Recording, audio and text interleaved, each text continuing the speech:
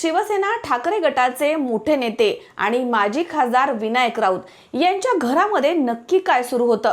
राजकारणामध्ये मोठमोठ्यांवरती तोफ डागणारे विनायक राऊत आज स्वतःच्याच सुनेनं लावलेल्या आरोपांमुळे कोंडीमध्ये अडकलेत का?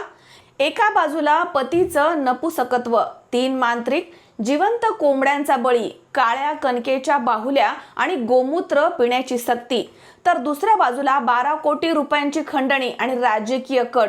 दोनही बाजूंनी लावलेले आरोप ऐकले तर अंगावरती काटा येईल. आजच्या या आपल्या विश्लेषणामध्ये आपण याच विषयी बोलणार आहोत, तेव्हा व्हिडिओ शेवटपर्यंत नक्की पहा. नमस्कार, मी दुर्गा. सर्वात आधी समजून घेऊयात की FRI मध्ये नक्की काय आहे. विनायक राऊत यांची सून गिरिजा राऊत यांनी ठाण्याच्या कापूरबावडी पोलीस ठाण्यामध्ये सासरच्या 7 लोकांच्या विरुद्ध गुन्हा दाखल केलाय. यामध्ये देशामधील सर्वात कडक मानला जाणारा जादूटोना विरोधी कायदा लावण्यात आलाय. गिरिजा यांच्या आरोपानुसार 2017 मध्ये त्यांचा विवाह विनायक राऊत यांचे सुपुत्र गीतेश राऊत यांच्याशी झाला. लग्नानंतर त्यांना कळलं की पती शारीरिक संबंध ठेवण्यास असमर्थ आहे. पण ही त्रुटी लपवण्यासाठी राऊत कुटुंबानं थेट अघोरी मार्गाचा अवलंब केला.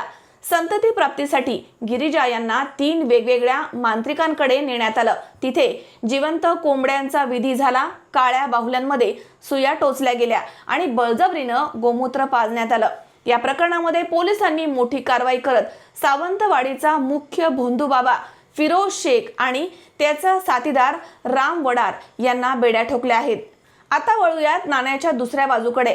विनायक राऊत यांनी हे सर्व आरोप फेटाळून लावले आहेत आणि याला निव्वळ मॅट्रिमोनियल डिस्प्यूट म्हणजेच कौटुंबिक वाद असं म्हटलं आहे. राऊतांचा सवाल आहे की जर हा छळ 2018 ते 2022 या दरम्यान झाला तर मग 2026 मध्ये अचानक तक्रार का? राऊत यांनी सुनेवरती थेट 12.5 कोटी रुपयांची खंडणी मागितल्याचा गंभीर आरोप केला आहे. त्यांच्या मते 5 कोटी रोख रक्कम तसेच मुंबईमध्ये टेरेस फ्लॅट आणि महागडी कार न दिल्यामुळेच राऊत कुटुंबाची राजकीय बदनामी करण्यासाठी हा कट रचण्यात आला. राऊत कुटुंबानं आता अटकेपासून बचावासाठी ठाणे न्यायालयामध्ये धाव घेतली आहे.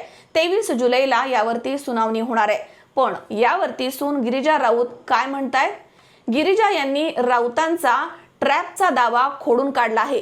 त्या म्हणतात की आम्ही स्वतः श्रीमंत कुटुंबामधनं आहोत, आम्हाला पैशांची हाव नाही.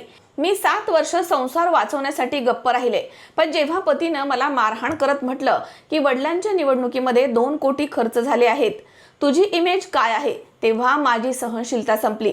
आता या प्रकरणामध्ये सर्वात मोठं वळण मिळालं आहे, कारण गिरिजा राऊत थेट मंत्रालयामध्ये पोहोचले आहेत.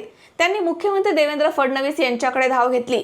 विनायक राऊत हे मोठे नेते असल्यानं पोलीस तपासावरती दबाव येऊ शकतो, म्हणून या केसची निष्पक्ष चौकशी व्हावी अशी मागणी त्यांनी केली आहे.